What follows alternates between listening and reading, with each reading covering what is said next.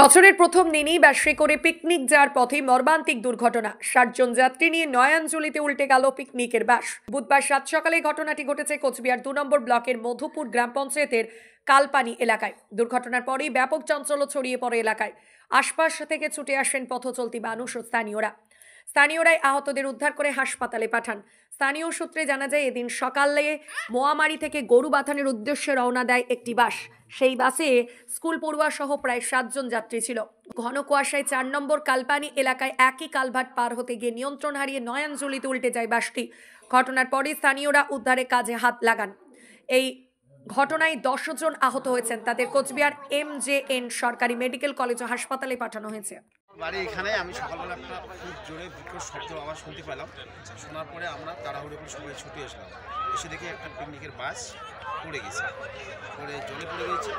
জলেতে পড়ে যাওয়ার পরে আমরা দ্রুত লোকজনকে বার করে তাদের হসপিটালে পাঠানোর ব্যবস্থা করলাম। পরে শুনতে পারলাম ওদের কাছে কতজন আহত হয়েছে আপনার? ২৫-৩০ জন আহত হয়েছে।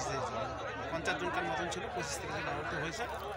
তার মধ্যে যারা একটু সুস্থ ছিল তাদের মুখে শুনলাম তারা আমাদের পার্শ্ববর্তী যে ধর্মের বাজার ভুলিবাজার পাশেই ধর্মবাজার থেকে গরুবাথানে পিকনিকের উদ্দেশ্যে রওনা দিচ্ছিল।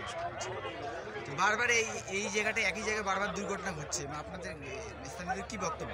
এখানে বারবার দুর্ঘটনায় কিছুদিন আগে একটা ডাম্পার এখানে পড়ে গিয়েছিল, যে এখানে যে কালভারটা আছে কালভারটা একদম চাপা, আমার খুব সুস্থ, তাতে বড় গাড়ি বা যাওয়ার খুবই অসুবিধা। এর আগে হচ্ছিল আমরা জানাইছিলাম, স্থানীয় প্রশাসনকে জানিয়েছিলাম, অঞ্চলকে জানিয়েছিলাম, তারা দ্রুত সারাই করতে চেয়েছিল, কিন্তু এখনও হয়নি। এখনও হয়নি।